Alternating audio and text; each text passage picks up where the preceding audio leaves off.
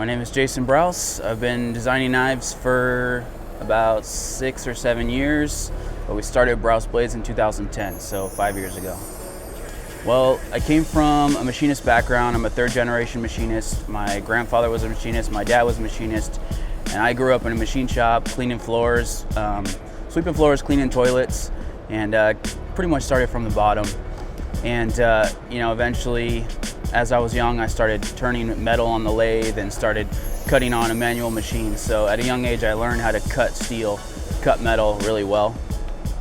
And then once I started getting older, we started getting to the CNC machines, because you can't run a CNC until you're 18 years old. So it was when I was in high school, and that's when I really developed a passion for it, because when I was younger, it was during the summer. I had to work all summer, and I wanted to be out playing with my friends, but my dad had me working, and I kind of resented him for that, just because I wanted to go play with my buddies and get into trouble. But I was a troublemaker, so it was probably better that I was at the shop working, getting 20 cents an hour, crazy money like that. So yeah, I mean, that's kind of where I started. And I got into knives by one day. I went to go take my kids on a fishing trip, and literally went to Big Five, got a knife, took it on the fishing trip, used it, and it just ended up being a piece of crap. The edge rolled over, the lock broke, and I just thought to myself at that exact moment that I know I could make something better, and that's kind of how I started.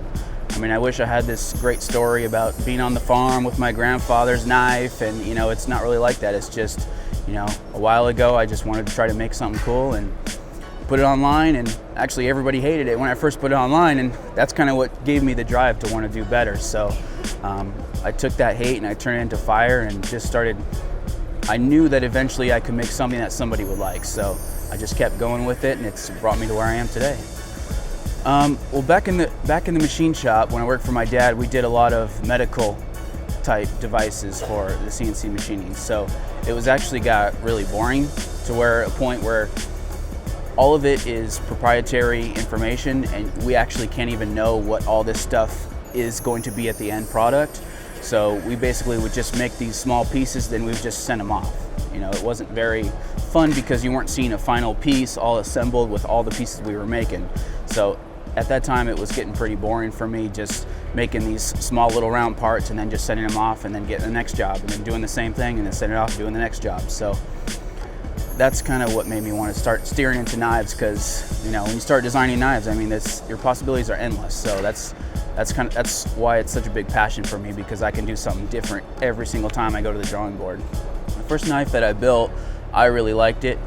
Other people didn't really care for it, because there isn't a huge market for fantasy style knives, and that's what I really liked. I mean, you can see by my tattoos, they're all kind of biomechanical style stuff, and that's kind of what I wanted to implement in my knives. So the first knife I made, it had it almost looked like a medieval axe, but it was really small. So it was basically a medieval axe with the whole handle cut off, so you would just hold the bottom of the axe where it kind of came down right here. And I loved it. I thought it was cool. It wasn't heat treated or anything. It was just some scrap steel I got from my dad's shop, and just started cutting it in the most dangerous way possible on the chop saw, and just had fun with it on a little 1x30 grinder, and it's kind of how it all started, and it was fun designing it, so that's why I like it. Functional Fantasy was a name that was given to me by Spencer Frazier at SOG. It was given to my style, and I thought it fit it perfectly, so we reused it and put it out there. Basically what it means is, biomechanical is an art style that I actually found in a tattoo magazine. I wanted tattoos when I was 10, 11 years old. Obviously couldn't get them, so I would always do a lot of research and see what kind of art styles are out there. And I saw a spread in a magazine by a guy named Lango, and he just goes by that name, Lango, no last name or anything. And he's kind of an ass, but he's a very, very good artist. He does some incredible work. He's probably done about 90% of my work on my sleeves. And then I started researching it more and finding out that what it is basically, it's basically metal parts like inside a human body. And I try to implement that into my knives to where everything looks like it could be a gear or like a machine, or And it also tunes into CNC machining, where you have end mills that also kind of have that swirl biomechanical look.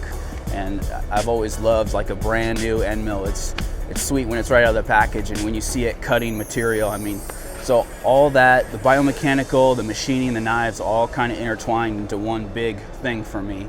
And it's all passion, and it all just comes down to what's right here. Well, it's all mainly art. It's biomechanical art. This one is still not done yet. A lot of them are older. There's one here. I mean, it's kind of hard to explain because it's just art. It's just an art style, you know. We got them going all the way up to my shoulder on both sides. This is Statement. It says Statement in like a graffiti.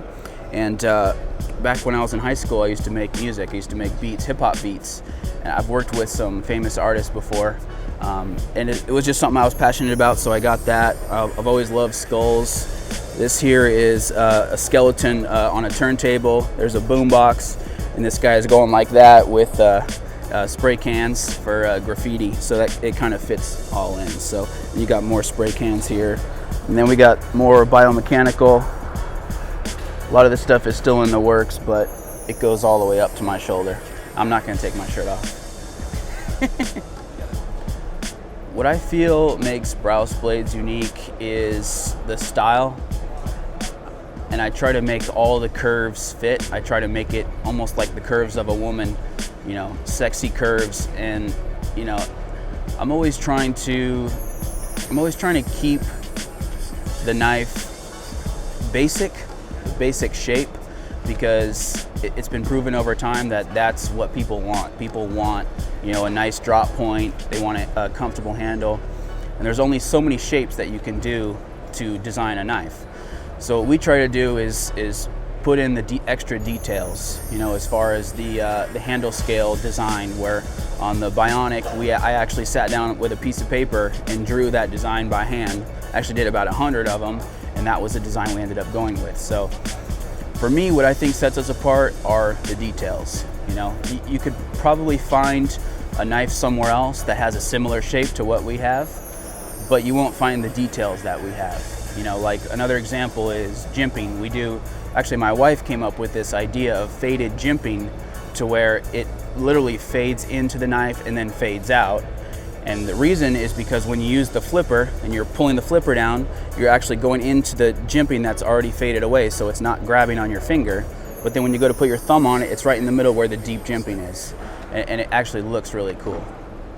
Another example that we're doing is we're doing liner locks, but on one side of the knife, the entire frame is titanium, and the other side of the frame is half titanium, half stainless steel. So you got the strength of a stainless steel lock, but you have titanium scales on both sides. So I mean, it's just little stuff like that. And with like the jimping on the first knife we did, it's easy to do straight jimping all the way across, but we wanted to try to mix it up. So we threw a groove right in the middle of it, and it almost looks like a zipper, but it's just something that makes it pop, something that makes it stand out. I think that's what sets us apart.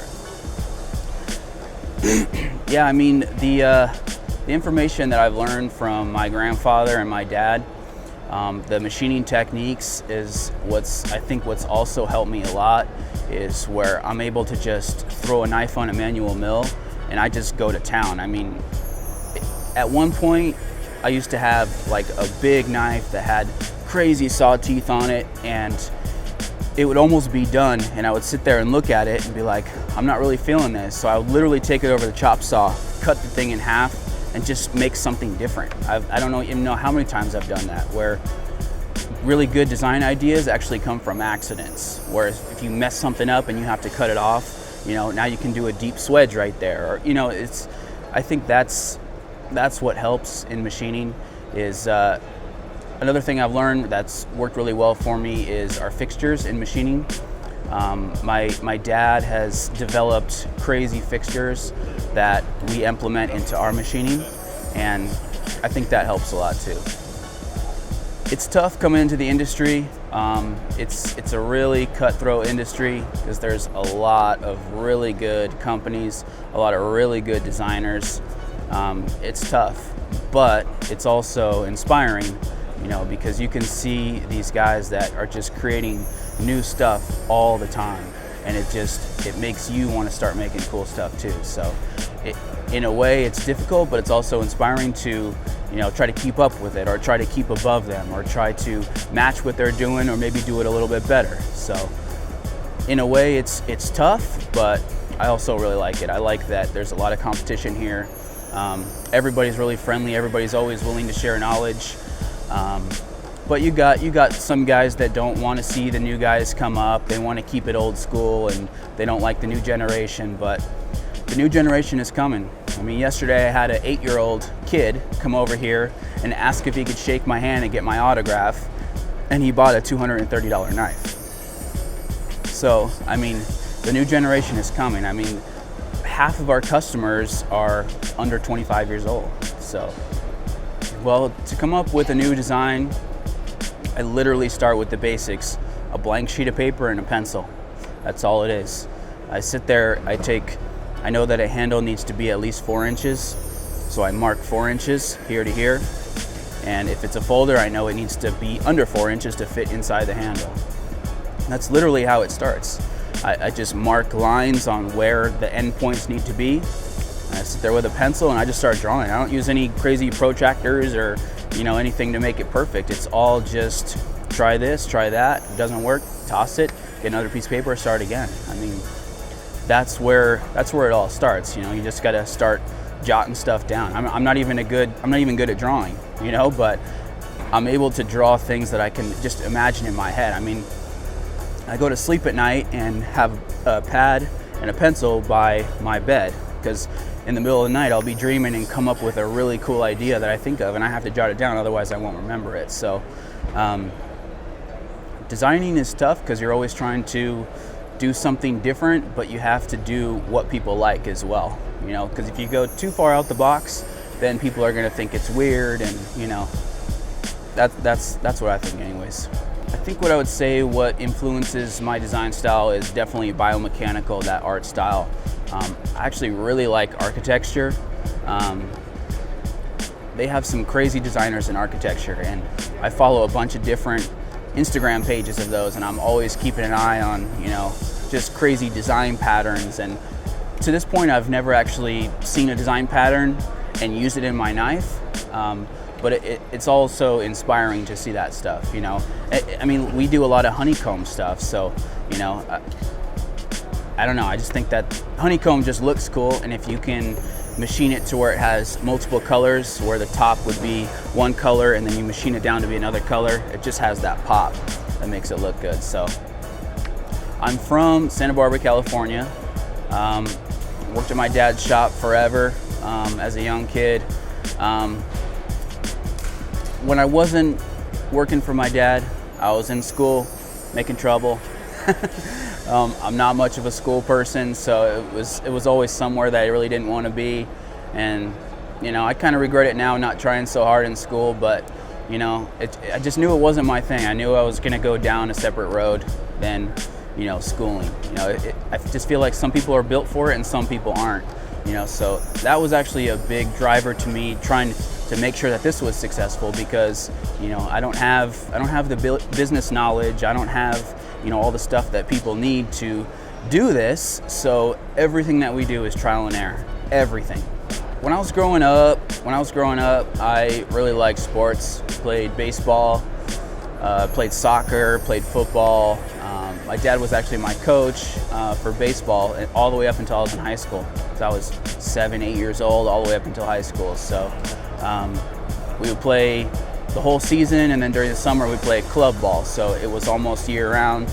You know, go to baseball practice and then go to soccer practice after. So since I was such a troubled kid, I was always getting in trouble and stuff. I think my dad thought that as long as I was in sports and staying busy and getting tired, that I wouldn't get into as much trouble. So, and it worked out, you know. So he's been a big influence in my life. My dad's been a big influence in my life, but not in the ways that people would think. When it comes to machining, my dad has actually not really taught me that much, but it's made me learn differently. It's made me able to learn by watching. So instead of somebody sitting there saying, you need to do this, you need to do that, you need to do that, I have a good eye, and I pay attention to everything. I pay attention to everything in the knife industry. I pay attention to everything. I know what's going on at all times. And I think that's what helped me a lot growing up, because even though my dad wasn't willing to tell me what to do and when to do it, I paid attention. And I knew my dad was a smart man because, you know, he was running a multi-million-dollar machine shop, you know, for a long time. So I paid attention, and I think that's one of the skills I developed that's helped me a lot, because like I said, I've never been to school for business or anything like that. So by watching and paying attention and listening I've always been a student. Yesterday they had me do a BladeHQ class, and that was the first thing I said, is that I'm no teacher, I'm still a student. You know, I pay attention to what people say, and I implement it if they're smart and they're wise and it makes sense at the time. So I would say the design that I'm most proud of is the Silent Soldier Flipper. It's the first folder I ever made, and I think that it shows a lot of my unique style in the very first knife I did.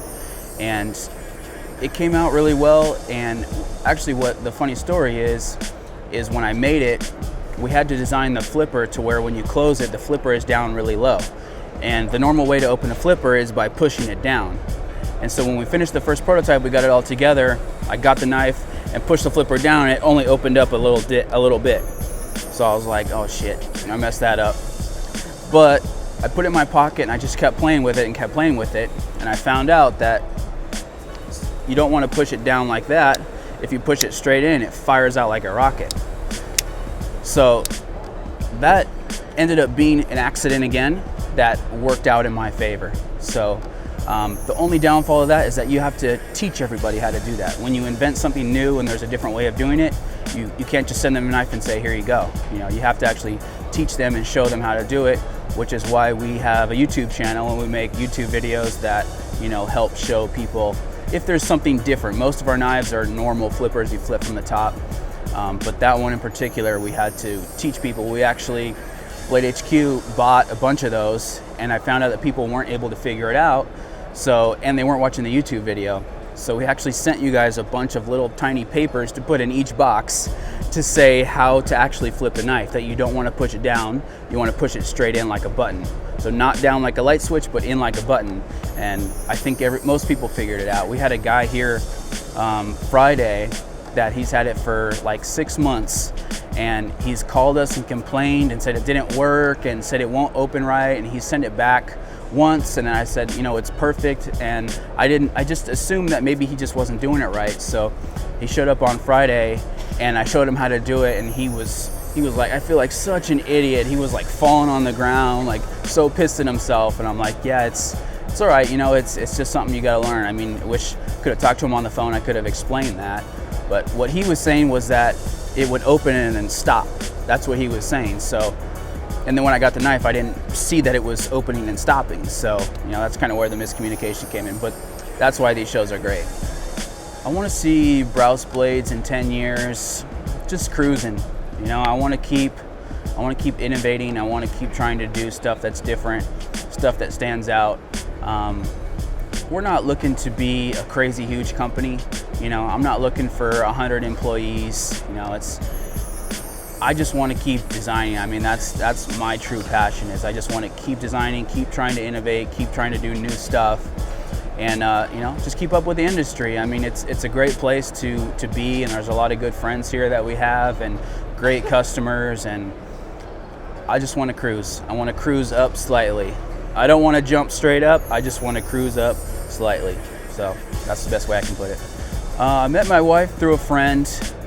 It was kind of random, and we both weren't really looking. We were both, you know, newly single, and we're just kind of trying to take a break and trying to relax. And right when we met each other, we just knew. I mean, it was funny because she has a husky wolf Akita dog, and I have a pit bull. And we thought for sure that they were just gonna go crazy, but they fell in love with each other, and it was just a match made in heaven. So, and she does a lot of stuff for this company. I mean, in the past 2 years, like before the 2 years, I was trying to do everything myself, make the knives, answer emails, everything. But since she's come to help me, it's been a crazy difference where she's taken on the customer service, the shipping, and it's been a blessing for sure. Right now we have 4 employees. We have Dylan, he's 18 years old. He's silent but deadly. He does our inspection work and assembly. We have my wife Kina that handles all the customer service and packaging and organizing the shop. We have Steve that does all my cam work for me. He does all the programming for all the CNCs that we have. And then we have Johnny. Johnny is my true secret weapon, where he is my official CAD guy. And he's the guy that can take a drawing on a piece of paper or a crazy idea I have in my head and put it into a 3D model. I mean, he's seriously been my secret weapon since I started Browse Blades, and I don't think we'd be where we are today without him. And the worst part is that he doesn't want recognition. He probably doesn't want me to say his name or anything like that. So he's that type of guy where he wants to stay under the radar, and he's helped me with a lot of new lock ideas. We're working on a new way of holding 2 handles together without having any screws on the outside. So that's another thing that he helped me design, and of course he doesn't want any recognition for it. So I guess I have to take all the credit.